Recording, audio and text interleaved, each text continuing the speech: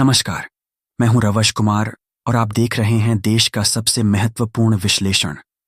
आज हम दो ऐसी बड़ी खबरों पर गहराई से चर्चा करेंगे जिनका सीधा सरोकार देश के करोड़ों परिवारों की रसोई, उनकी दवाइयों और उनके भविष्य से है। एक तरफ वो लाखों बुजुर्ग पेंशन धारक हैं जिनकी आंखें सम्मानजनक पेंशन के इंतजार में पत्थरा गई हैं, और दूसरी तरफ वो करोड़ों सरकारी कर्मचारी हैं जिनके 18 महीनों के हाकू का पैसा अब उन्हें मिलने जा रहा है। ये कहानियां सिर्फ आर्थिक नहीं बल्कि सामाजिक न्याय, सरकारी नीतियों और मानवीय संवेदनाओं की भी हैं। तो बने रहिए हमारे साथ, क्योंकि आज का यह विश्लेषण आपके लिए जानना बेहद जरूरी है। हमारी पहली और सबसे बड़ी पड़ताल कर्मचारी पेंशन योजना यानी EPS 95 से जुड़ी है। यह मुद्दा देश के लगभग 80 लाख सेवानिवृत्त कर्मचारियों के जीवन और मृत्यु का प्रश्न बन चुका है। दशकों तक देश के कारखानों, दफ्तरों और संस्थानों में अपना पसीना बहाने के बाद आज ये बुजुर्ग अपने ही हाक्यू के लिए संघर्ष करने पर मजबूर हैं। सवाल यह है कि क्या साल 2025 उनकी इस लंबी और दर्द भरी लड़ाई का अंतिम वर्ष साबित होगा?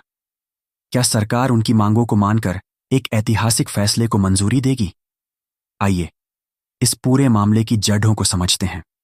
साल 1995 में जब कर्मचारी पेंशन योजना की शुरुआत हुई थी, तो इसका मकसद संगठित क्षेत्र के कर्मचारियों को सेवानिवृत्ति के बाद एक सुरक्षित और सम्मानित जीवन देना था।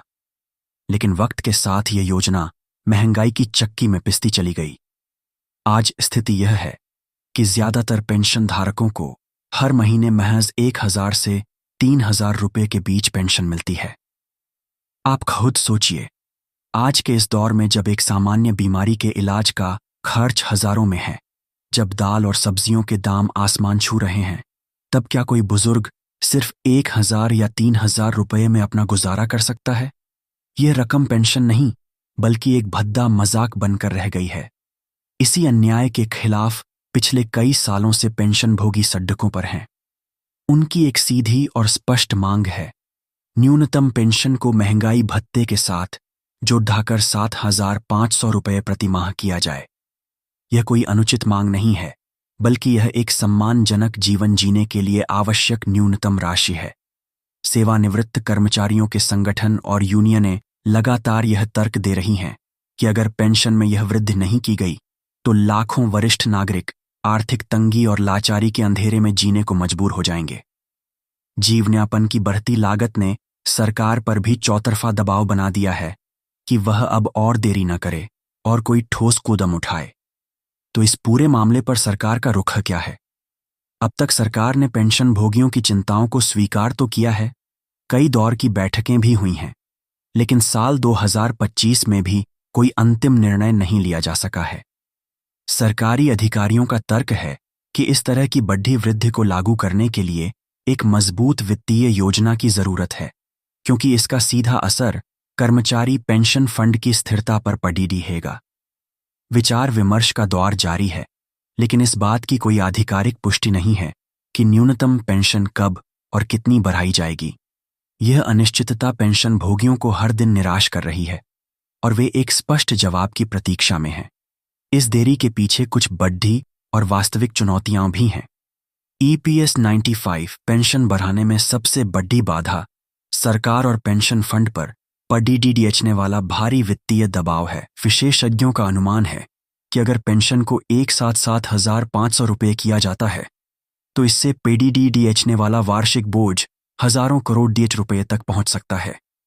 यही कारण है कि सरकार को पेंशन भोगियों की मानवीय मांग और फंड की दीर्घकालिक स्थिरता के बीच एक नाजुक संतुलन बनाना पड़ रहा है। अगर यह बढ़ोतरी बिना उचित वित्तीय योजना के लागू की जाती है, तो भविष्य में पेंशन भुगतान में गंभीर समस्याएं पैदा हो सकती हैं। ऐसे में साल 2025 में EPS 95 पेंशन भोगियों के भविष्य को लेकर 3 संभावित परिदृश्य उभरते हैं। पहला, सरकार एक मुश्त बढ़ी बढ़ोतरी करने के बजाय एक क्रमिक यानी चरणबद्ध वृद्धि की घोषणा कर सकती है। इसमें न्यूनतम पेंशन को धीरे धीरे कई चरणों में बढ़ाया जाएगा। दूसरा और एक सबसे व्यावहारिक विकल्प यह है कि पेंशन को मुद्रास्फीति यानी महंगाई दर से जोड़ दिया जाए, ताकि हर साल उसमें अपने आप बढ़ोतरी होती रहे और पेंशन का वास्तविक मूल्य कम न हो। और तीसरा, सरकार वित्तीय सीमाओं का हवाला देते हुए इस निर्णय को कुछ और समय के लिए टाल सकती है, जो पेंशन भोगियों के लिए सबसे निराशाजनक स्थिति होगी। इनमें से सबसे संभावित विकल्प चरणबद्ध वृद्धि का ही लग रहा है, जिससे पेंशन भोगियों को तत्काल कुछ राहत मिलेगी और साथ ही फंड पर अचानक बहुत ज्यादा वित्तीय दबाव भी नहीं पड़ेगा। पेंशन में बढ़ोतरी की यह मांग सिर्फ आराम या सुविधा के लिए नहीं, बल्कि जीवन और मृत्यु के बीच का सवाल है। भोजन, ईंधन और खासकर स्वास्थ्य सेवाओं की लागत में तेजी से हुई वृद्धि के साथ पेंशन भोगियों के लिए अपनी मौजूदा मामूली पेंशन राशि में अपने खर्चों का प्रबंधन करना लगभग असंभव हो गया है। पेंशन में एक उल्लेखनीय वृद्धि न केवल उन्हें आर्थिक राहत देगी, बल्कि यह वरिष्ठ नागरिकों में यह विश्वास भी बहाल करेगी कि सरकार उनके उस योगदान का सम्मान करती है जो उन्होंने अपनी पूरी जिंदगी देश की सेवा में दिया। हालांकि अभी तक कोई आधिकारिक घोषणा नहीं हुई है, लेकिन इस बात की प्रबल संभावना है कि सरकार आगामी बजट सत्र से पहले या एक चुनावी वर्ष के माहौल में जनता का समर्थन हासिल करने के लिए कोई बड़ा निर्णय ले सकती है। पेंशन भोगियों को हमारी सलाह है कि वे श्रम मंत्रालय और ईपीएफओ की तरफ से आने वाले हर अपडेट पर पैनी नजर बनाए रखें। यदि इस वृद्धि को मंजूरी मिल जाती है तो यह देश के लाखों बुजुर्गों के जीवन में एक बड़ा सकारात्मक बदलाव लाएगी, उन्हें वित्तीय स्थिरता प्रदान करेगी और परिवार के सदस्यों पर उनकी निर्भरता को कम करेगी। कुल मिलाकर साल 2025 में ईपीएस 95 पेंशन में बढ़ोतरी का मुद्दा सेवानिवृत्त कर्मचारियों और नीति निर्माताओं के बीच सबसे ज्यादा बहस का विषय बना हुआ है। यदि सरकार इस वर्ष एक महत्वपूर्ण वृद्धि को मंजूरी देती है तो यह न केवल एक आर्थिक निर्णय होगा, बल्कि यह भारत की बुजुर्ग आबादी को गरिमा और कल्याण सुनिश्चित करने की दिशा में एक ऐतिहासिक और मील का पत्थर क्यों दम माना जाएगा। अब बात करते हैं आज की दूसरी बड़ी खबर की, जो देश के लाखों केंद्रीय कर्मचारियों और पेंशन भोगियों के लिए एक बड़ी राहत लेकर आई है। लगभग 18 महीने से रुका हुआ महंगाई भत्ता यानी डीए एरियर का इंतजार अब खत्म होने वाला है। सरकार ने इस बकाये के भुगतान की प्रक्रिया शुरू कर दी है और इस फैसले से लाखों कर्मचारियों और उनके परिवारों के चेहरों पर मुस्कान लौट आई है। पहले यह समझते हैं कि यह एरियर क्यों और कब से रुका हुआ था। कोविड-19 महामारी के दौरान जब देश की अर्थव्यवस्था एक अभूतपूर्व संकट से गुजर रही थी, तब सरकार ने महंगाई भत्ते की अतिरिक्त किस्तों को अस्थायी रूप से रोक दिया था। अब जब देश की आर्थिक स्थिति में मजबूती से सुधार हुआ है, तो सरकार ने यह बड़ा निर्णय लिया है कि कर्मचारियों का रुका हुआ हक उन्हें वापस लौटाया जाए।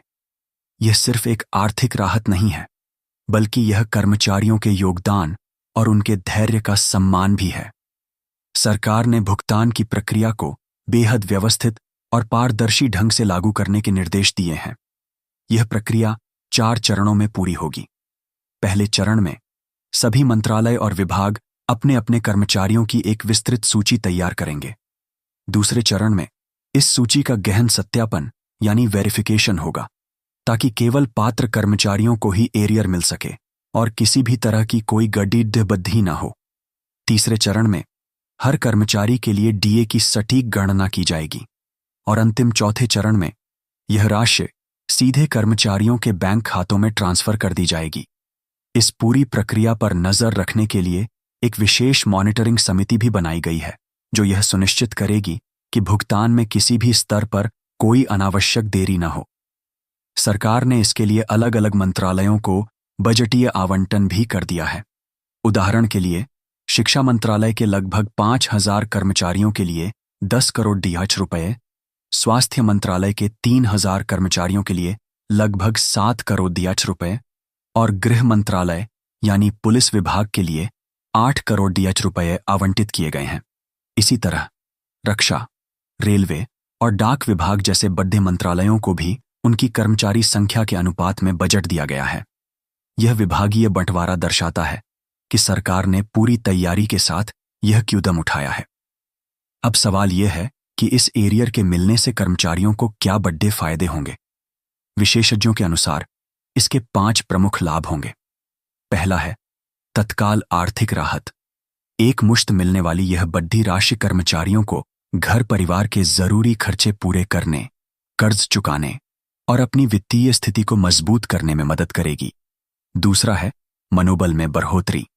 लंबे समय से रुकी हुई राशि मिलने से कर्मचारियों का उत्साह बढ़ेगा और काम के प्रति उनका समर्पण और भी मजबूत होगा। तीसरा है शिक्षा और इलाज में सहारा। यह पैसा बच्चों की उच्च शिक्षा की फीस भरने या परिवार के किसी सदस्य के इलाज पर खर्च करने में एक बड़ी मदद साबित होगा। चौथा है निवेश का अवसर। कई कर्मचारी इस राशि को भविष्य के लिए सुरक्षित करने हेतु फिक्स्ड डिपॉजिट एसआईपी या म्यूचुअल फंड में निवेश कर सकते हैं, जिससे देश की अर्थव्यवस्था को भी गति मिलेगी। और पांचवां और अंतिम फायदा है जीवन शैली में सुधार। इस पैसे से कर्मचारी अपने परिवार की जरूरतों और लंबे समय से अधूरी इच्छाओं को पूरा कर पाएंगे। अंत में हम यही कहेंगे कि ये दोनों खबरें भारत के सामाजिक आर्थिक ताने बाने के लिए बेहद महत्वपूर्ण हैं। एक तरफ ईपीएस 95 पेंशन में वृद्धि का फैसला देश की बुजुर्ग आबादी को वह सम्मान और सुरक्षा देगा जिसकी वे हकदार हैं, तो वहीं दूसरी तरफ डीए एरियर का भुगतान देश के मेहनतकश कर्मचारियों को उनका हक देकर उनके भविष्य को सुरक्षित करेगा। अगर आपको हमारा यह विश्लेषण पसंद आया हो तो इस वीडियो को लाइक करें और अपने सभी पेंशनधारक मित्रों और दोस्तों के साथ इसे ज्यादा से ज्यादा शेयर करें ताकि उन तक भी यह महत्वपूर्ण जानकारी पहुंच सके।